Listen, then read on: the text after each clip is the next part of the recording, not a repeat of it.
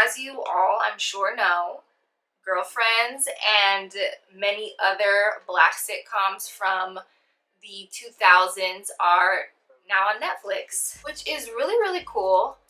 And it is exciting, I think, to be reminded of how much amazing Black excellence and representation we had represented in media back then.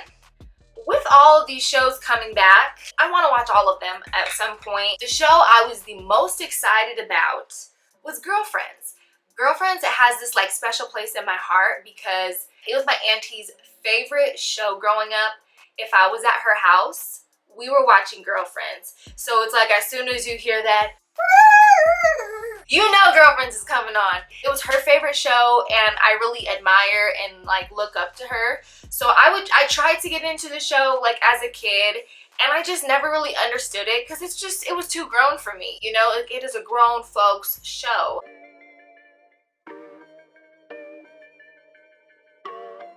Girlfriends is a sitcom that follows 4 Black women who are all like in their late 20s, 30s, just following them through their life, and you know, we're watching their experiences. It's basically a Black version of Sex and the City. This show is an absolute legacy, okay? I feel like everybody knows the theme song, everybody has seen it before, we are all familiar with it. The show started in the year 2000s. Whoa, gosh, I really have such a big pimple right there. So the show has 8 seasons. It was, you know, it started in the 2000s. So that's kind of interesting to see that even though the show was filmed in the 2000s, a lot of the issues that are talked about and the themes are things that are still very relevant today. Which is nice. It's always good when a show has like relevancy, like, you know, it's like a timeless show, but then it's also kind of sad that we really haven't progressed as much as we maybe should have, you know? The show had 8 seasons and it was canceled back in 2008. It was canceled in 2008, and the reason it was canceled was for like a couple of reasons, supposedly. One of the reasons was the ratings started to get low, but like it used to be a very high rating show. Girlfriends was a really expensive show to produce.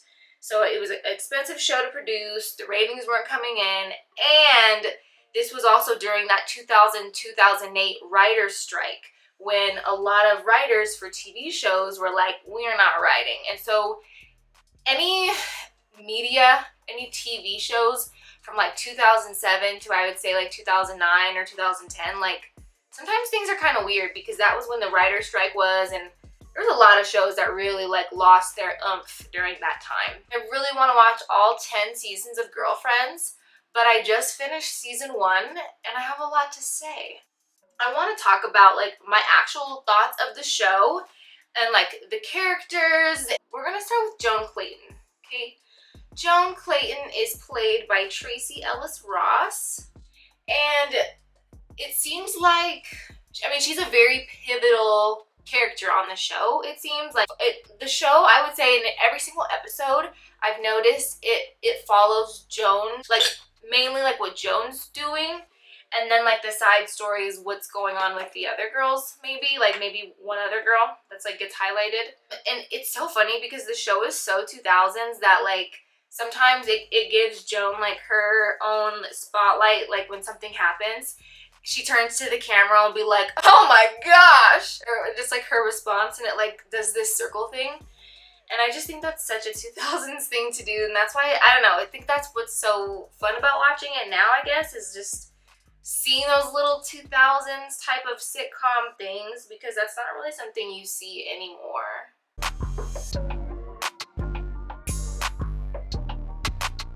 There's 4 girlfriends in the clique, okay? So there's Joan Clayton, who's played by Tracee Ellis Ross, Persia White, who plays Lynn, Golden Brooks, who plays Miss Maya, and Miss Jill Marie Jones, who plays Miss Tony. Oh, and you can't forget William. Reggie Hayes plays William, okay? We know all the IMDb facts now, okay? Now let's get into, you know, the juice. Let's talk about the characters. Let's start with Miss Joan Clayton, okay? So, Miss Joan, what were my initial thoughts on Joan? You know, Joan is a attorney, lawyer. I don't even know the difference between attorney and lawyer, but she's in that world. She's in that legal world. Her and William work together at the firm. They're the only two black lawyers there. Maya is her assistant, and Tony's her friend, her like childhood friend, and then Lynn is Joan's friend from college. Everybody's friends basically because of Joan. Have you ever been in one of those friend groups? Everyone's friends with one person in the group, but then everyone else just ends up becoming friends. That's kind of like the thing. Joan's a lawyer, and she's, you know, a career-oriented woman. You know, when you're a lawyer, you have to be. You really don't have time for love and relationships because you're just too busy in the books, you know? So Joan is a lawyer, but she is desperately, and I mean desperately, looking for love in every freaking place she can find. Oh my gosh, Joan, honey bunny. She could learn a thing or two about self-love, but I mean, I also feel like I could learn a thing or two about self-love too. But anyways, I think Joan is just very, like, so focused on time. She's like, oh my gosh, I'm 29. Okay, also, y'all, I only watched season 1. Okay, this is like my season 1 thoughts recap. Maybe after I watch the other seasons, I'll do updates or maybe more videos about it, but this is just for now, okay? Disclaimer. Joan is like, oh my gosh, I'm 29, and, you know, I have the career, I have the house, I have everything, but I don't have anyone to share it with. And it's like, she's just actively, like, looking for a man. She just struggles with love, but she also, I think she just gets so excited. It's like, Joan, slow down. But she's just so focused on, like, okay, we're gonna be dating for 2 years and then engaged for 2 years, and then I'm gonna be pregnant. And it's like, Joan, girl, just chill, Miss Joan, just chill. But she's got a great heart. I also noticed, yeah, she has like the career mindset and love department, and it's okay to have a career mindset in a career field. Like, okay, in 2 years I'm gonna get this promotion, in 2 years I'm gonna run the company, in this many years I'm gonna do this. But in love, it doesn't always work like that. It's not always like, oh my gosh, like, yeah, we met, and then in 2 years we're gonna get engaged, and then after that, after another 2 years we're gonna get married. It's like, girl, like, just things don't always work that way. Like, as much as we want them to, that's just like not how life works. So Joan is like all excited about love and finding a husband. But I also noticed something about Joan is like totally the mom friend, okay? I think we all have the mom friend. She's also like perfectionist too. Like, everything always has to be perfect. And I noticed too, when it comes to love and Joan, I noticed she just puts all of her eggs in one basket. It's like, okay, Joan, you're dating, okay? Just because you're dating doesn't mean you have to, like, you met Marcus and now you can only talk to Marcus. Like, girl, like, I don't know. She just puts all of her eggs in one basket, and then it doesn't work out, and then she has to start all over. And, like, I'm not saying, like, be a cheater or non-monogamous or whatever. If you're not in a committed relationship, why are you just like, oh, I'm only talking to this person? It's like, well, we're not in a commitment, okay? Like, I don't know. She's too available. She's too available for men. Joan is also like a people pleaser. She's just always trying to make everybody happy. But I love her. And I would say out of all of the girlfriends, I feel like I am the most like Joan. I see myself the most in Joan and a couple others, but definitely I see myself in Joan a lot, which is like, I watch Girlfriends and I feel like they're talking about me. I'm like, oh my gosh, that's my friends talking about me. They're talking about me. Yes. I would say I feel like Joan in the ways that I'm not like obsessively looking for love, but I definitely am a people pleaser, that I'm working on that. And I'm kind of an enabler with people in my life, which is not good either. But, you know, once you're aware of your flaws, you can kind of, you know, deal with it better. And I think also watching Joan has also made me be like, oh my god, I don't want to be like Joan. Oh my gosh, I don't want to be like Joan. I better get it together. Tony. We're gonna move on to Tony. Okay, I also feel like I'm a lot like Tony. Like, I would say I'm a big mix of Joan, Tony, with a sprinkle of Lynn, with like a little Maya on top, you know. But I'm definitely like a Joan Tony milkshake. Tony is driven by money, okay? Tony sees dollar signs. She doesn't see the flowers. She doesn't see the trees and the sun and the moon and the stars.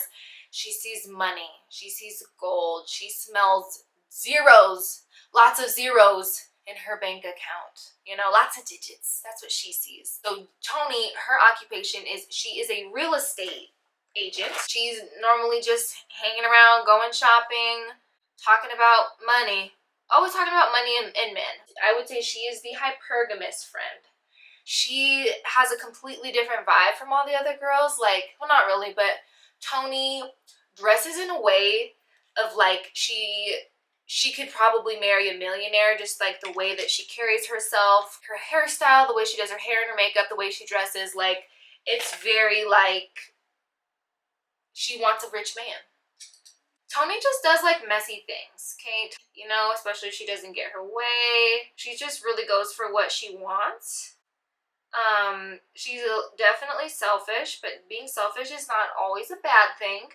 But I would say she's selfish, driven by money, definitely a hypergamous woman, and you can just see that in the way she carries herself. All of the men on the show that Tony date, except for her like dusty boyfriend, I feel like I totally understand Tony of like wanting a better life for yourself financially, and the way that she wants to secure that is by, you know, marrying a rich man, a man who's got money. I love Tony's hair. It's so 2000s, just like 12, 14 inches, like flipped up a little bit. Super cute.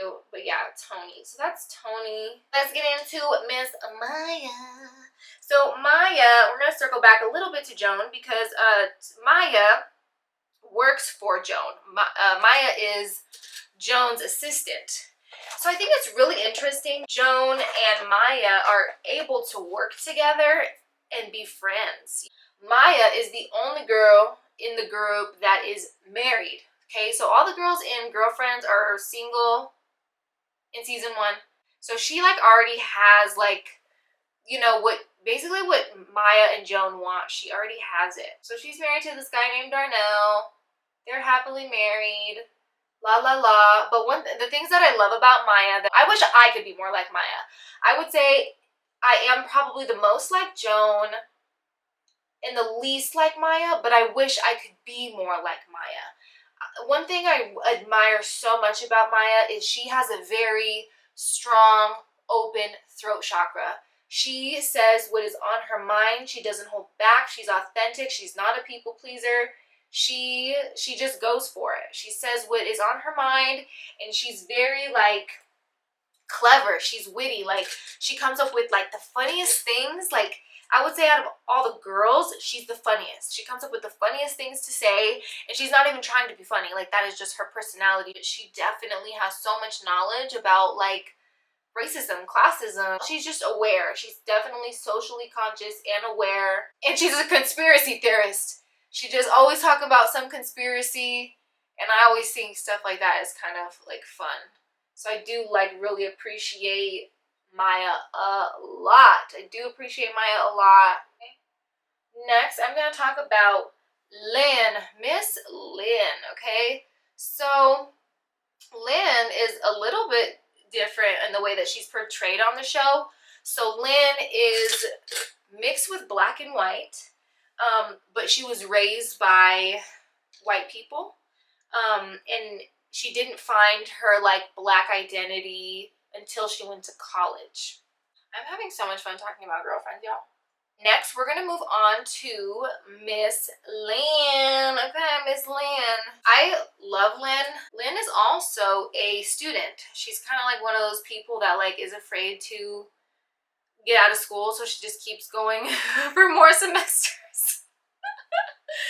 My auntie who put me on to Girlfriends was actually like that. She went to school for like so many semesters.